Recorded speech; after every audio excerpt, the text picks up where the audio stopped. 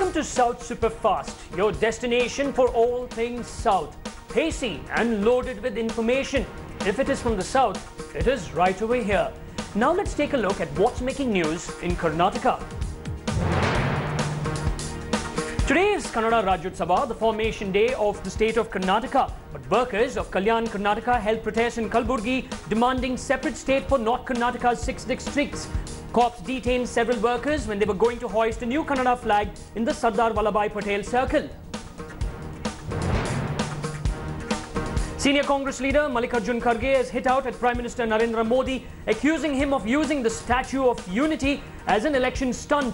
He said the Prime Minister had suddenly started paying attention to the fact that Sardar Patel was a great freedom fighter, whereas the Congress party had been paying respect to the leader since the last 15 years. Kharge further claimed that the Prime Minister was just trying to divert everyone's attention from the main issues. Tippu Horanti Samiti has called for a statewide protest against the Karnataka government's decision to go ahead with Tippu Jayanti on November 10. Remember, Congress's Siddaramaiah government had first started celebrating Tippu Jayanti in the state. The BJP had lashed out at the Congress for using Tippu Jayanti to polarize votes. With Karnataka by-polls around the corner, BJP MLA Jagdish Shettar has predicted that the party will improve its tally in the assembly, reaching the magic number required for the BJP to come back and overthrow the Congress-JDS alliance in the state. With the JDS-Congress coalition fielding former MLA L.R. Shivarame Gowda in the by-poll to Mandya Lok Sabha constituency, the BJP has fielded a retired bureaucrat trying to gain a foothold in the district before the 2019 Lok Sabha polls. Even though BJP's B.S. Yediyurappa is a native of Mandya, the voters of the district are yet to accept the party. BJP national spokesperson Sudhanshu Trivedi has dared former Prime Minister H.D. Deve Gowda to come clean on the Ram Mandir issue. The BJP leader claimed that poor behaviour had been meted out to the Valmiki community. He asked Deve Gowda to express his views on the Ram Janmabhoomi matter since he had accepted the government's Valmiki award. Days after taking everyone by surprise, declaring his soft corner for Karnataka BJP chief B.S. Yediyurappa, State Minister D.K. Shivkumar has now claimed that BJP local leaders are seeking votes in Yediyurappa's name in Shivamogga and Sriramulu's name in Ballari. Shivkumar also held Yediyurappa and Sriramulu responsible for by-polls in the state, calling them power-hungry. Congress workers in Chikmagaluru protested against Janardhan Reddy for his remarks over former Chief Minister Siddaramaiah's son's death. The protesters also targeted Reddy's poster with footwears to express their anger over his statement. Former Chief Minister Siddaramaiah's eldest son passed away in Brussels after a multi-organ failure.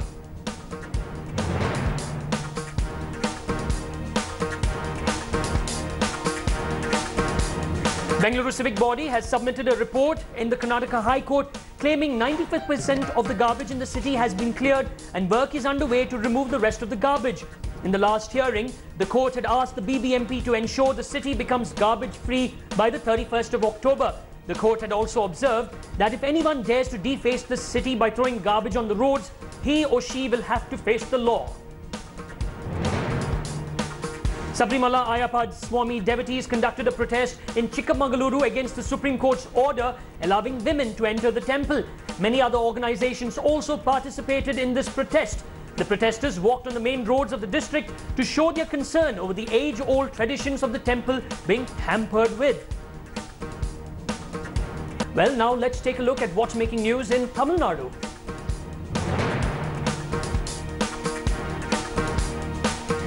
Defence Minister Nirmala Sitharaman flagged off the Run for Unity event to mark the birth anniversary of freedom fighter and India's first Home Minister Sardar Vallabhbhai Patel. The Defence Minister recalled the contributions of Patel in uniting India. She also pointed out that the youngsters have an active role in the country to remain united. The day after DMK chief M.K. Stalin claimed that all the AIA-DMK leaders would pause once the party came to power, Tamil Nadu Chief Minister E.K. Palanisamy has hit back. He said Stalin would be put behind bars even before the DMK comes to power. EPS made the statement while speaking to the media at the Madurai airport. Thousands of AIADMK posters were vandalized in Tamil Nadu's Ramanathapuram district. This after the Tamil Nadu Chief Minister EPS along with senior party leaders visited Pasumpom, which is the birthplace of freedom fighter PM Thewar. The posters were vandalized by the Thewar community as they felt the AIADMK was trying to hijack the event by claiming PM Thewar's legacy. TTV Dinakaran has announced that the 18 disqualified rebel AIADMK legislators would be contesting from 20 constituencies in the upcoming by-polls in the state. Announcement comes a week after the Madras High Court upheld the Tamil Nadu Speaker's decision to disqualify the MLAs.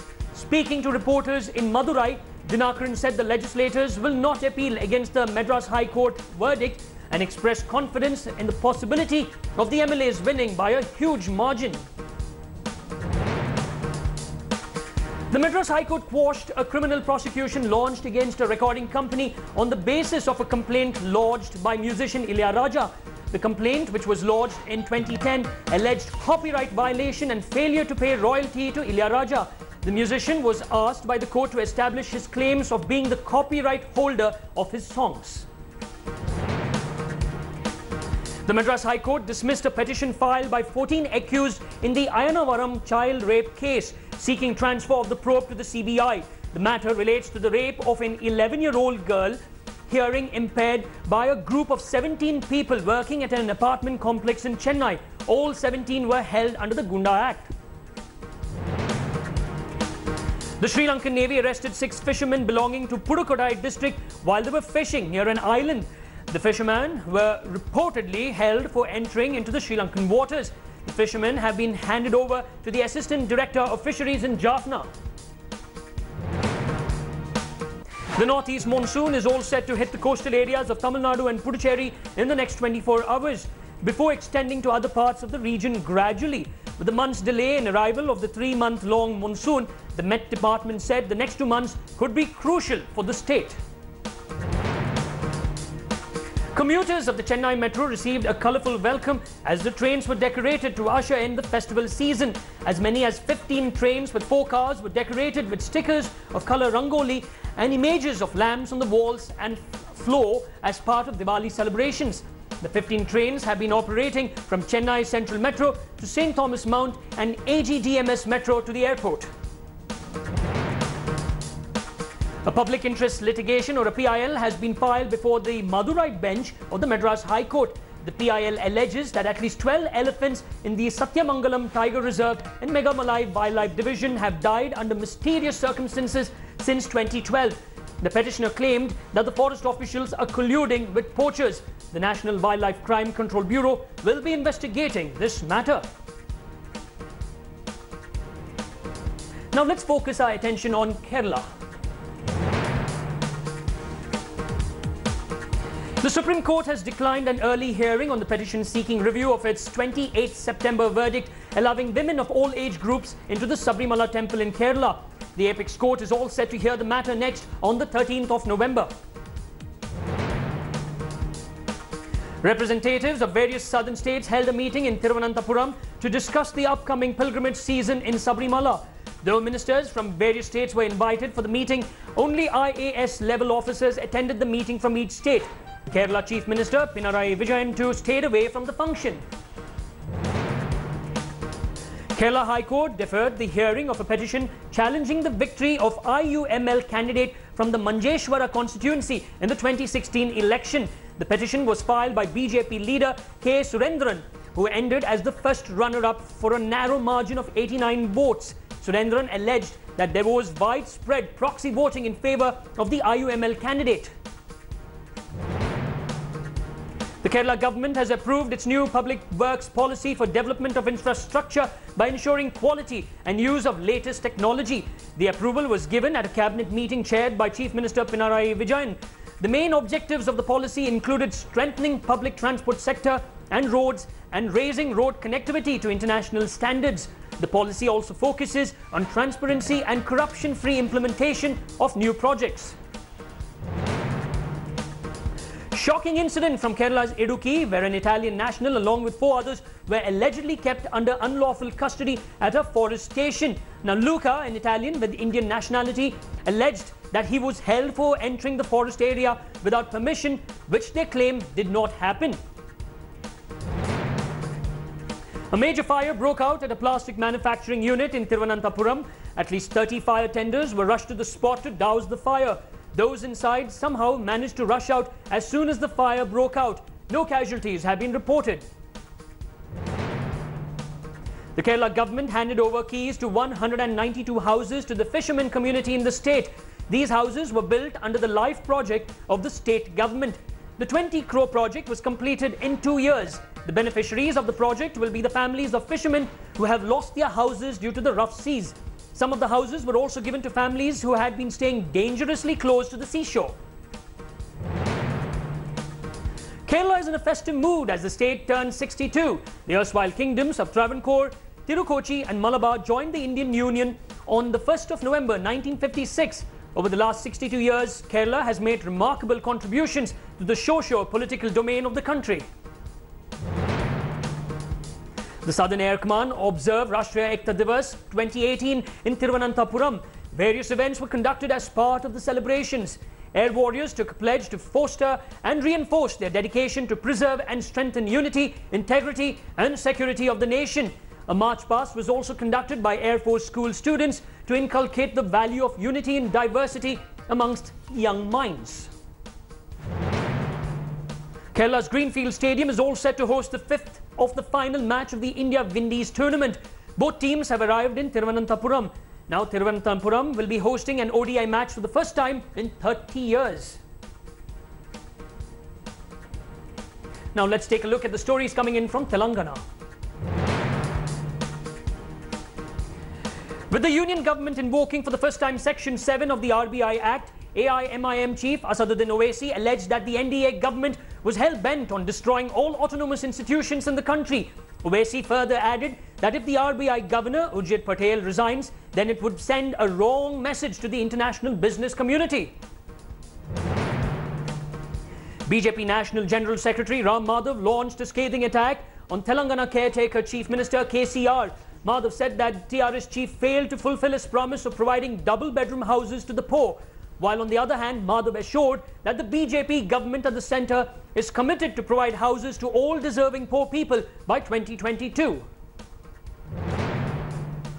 Ahead of the polls in Telangana, the police carried out a flag march to promote free and fair election. The corps, along with central forces, are organising these marches to ensure peace in sensitive areas and to create a sense of confidence amongst the public for the elections.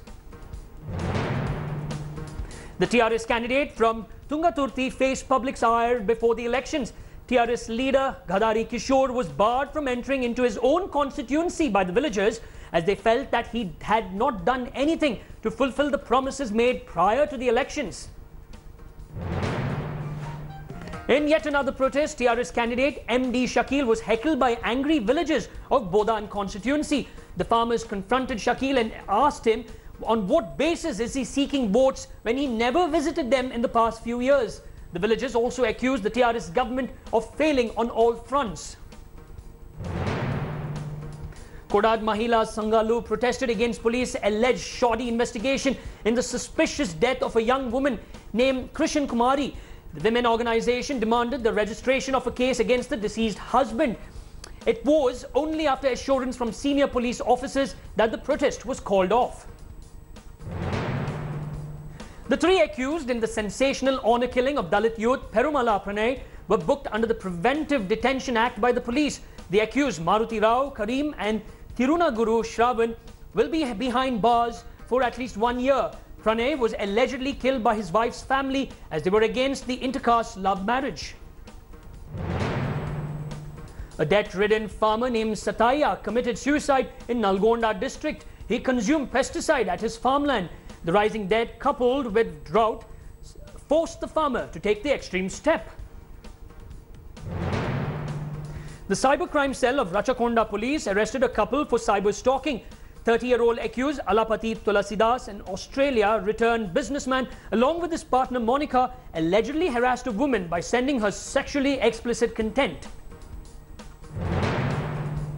In a tragic incident reported from Nalgonda, a car plunged into the Nagarjun Sagar canal. There were 2 people in the car. One of them swam to safety while the others feared drowned along with the car which is missing. The accident happened when the duo could not spot a sharp bend in the road while passing by the canal. And now let's see what's happened in Andhra Pradesh. TDP Chief and Andhra Pradesh Chief Minister N. Chandrababu Naidu reached New Delhi this morning, where he met the opposition party leaders. The meeting discussed the opposition strategy to bring down the BJP government. Naidu met with National Congress Party Chief Sharad Pawar, National Conference President Farooq Abdullah and CPIM General Secretary Sitaram Yechury. In a big political development, presidents of 2 arch-rival parties will be meeting in Delhi. Naidu will be meeting Congress President Rahul Gandhi in a short while from now. Remember, Naidu had cleared seat-sharing understanding with the Congress in Telangana during his last visit to Delhi. He had said that no front is possible without a national party. After being attacked at the Visakhapatnam airport, YSR Congress Party President Y.S. Jagannath Reddy has filed a petition in the Andhra Pradesh High Court. He has alleged that it is due to the fault of the state government that the attack took place. Reddy also wants the attack to be probed by an independent agency. Close to a week after the attack on its party chief Y.S. Jagannath Reddy, party MPs met with CPM General Secretary Sitaram Yechury. They are seeking support in mounting pressure on the centre and the state government to conduct a fair investigation. Janasena Chief Pawan Kalyan has launched his party's official page on social media. This is an attempt to get closer to people and the party workers by providing updates on Janasena programs and sharing his views on several issues. For starters, Kalyan posted details of the East Godavari district tour. He also stated that he will be travelling in the Janmabhoomi Express train from Vijayawada on the 2nd of November. After TRS leaders alleged that Andhra Pradesh police were seen distributing money in poll-bound Telangana, Andhra Pradesh DGP R.K. Thakur has refuted all the charges. In a report sent to the Telangana Election Commissioner, Thakur said the intelligence police was in Telangana to protect the lives and properties of Andhra Pradesh's VIPs. A youngster committed suicide by hanging himself from the ceiling in his house in Mangalagiri town in Guntur district. His family members alleged that Gopi took the extreme step as police tortured him even though he was innocent. His mother alleged that the youngster ended his life as he was unable to bear the insult after being labelled a thief. A speeding truck rammed into a bike after losing control in Andhra's Krishna district. The biker was killed on the spot. The incident triggered a protest by locals who were demanding compensation for the deceased teenager. Retail giant Walmart opens a mega store in Visakhapatnam. Walmart is the world's largest retail store by revenue. The retail giant will be commencing its operations in a full-fledged manner and which will generate many direct and indirect jobs. The store was launched by IT Minister Nara Lokesh in Visakhapatnam. Koriyalwal, the purification ceremony of Sanctum Sanctorium and temple premises by devotees will be observed in a temple in Tirupati on the 2nd of November. Religious temple cleansing will be performed in connection with Deepavali Asthanam on the 7th of November. The ceremony takes place between 6 a.m. and 9:30 a.m. and is followed by a Sarva Darshanam to pilgrims. Thank you for watching South Superfast. Do keep watching India Today.